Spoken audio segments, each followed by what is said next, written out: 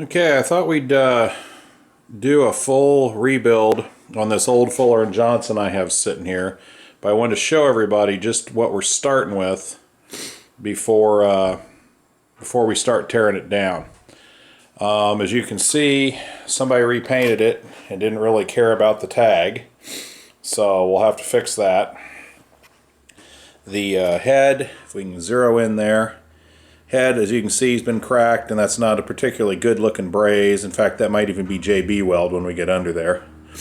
We're missing the muffler.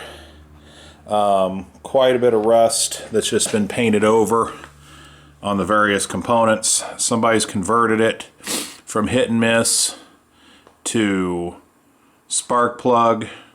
It never had a magneto, as far as we can tell. This was originally a buzz coil and battery, but it was a low tension igniter. You can see back here the lockout arm where they've just painted over it. This is all painted over here. You can see how rusty that spring is. It's ready to break.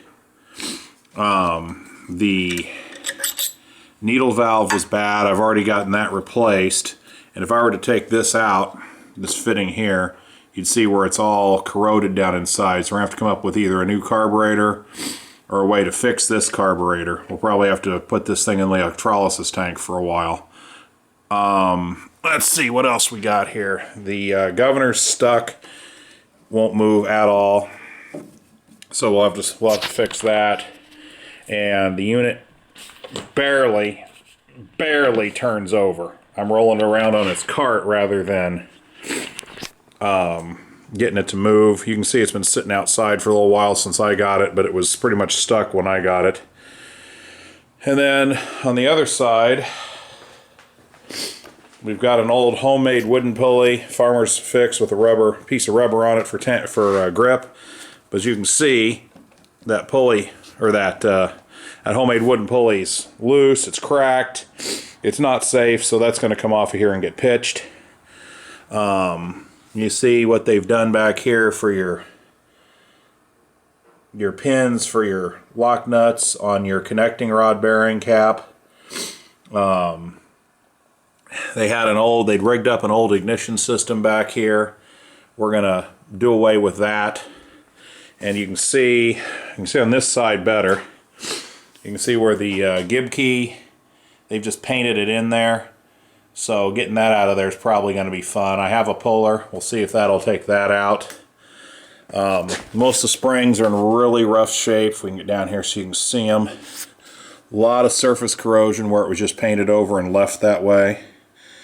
But this one does come with a factory flip switch for turning the battery and the coil on and off.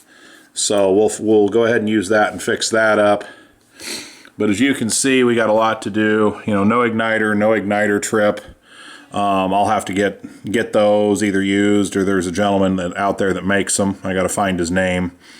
But then we got the check valve up here, right at the carburetor.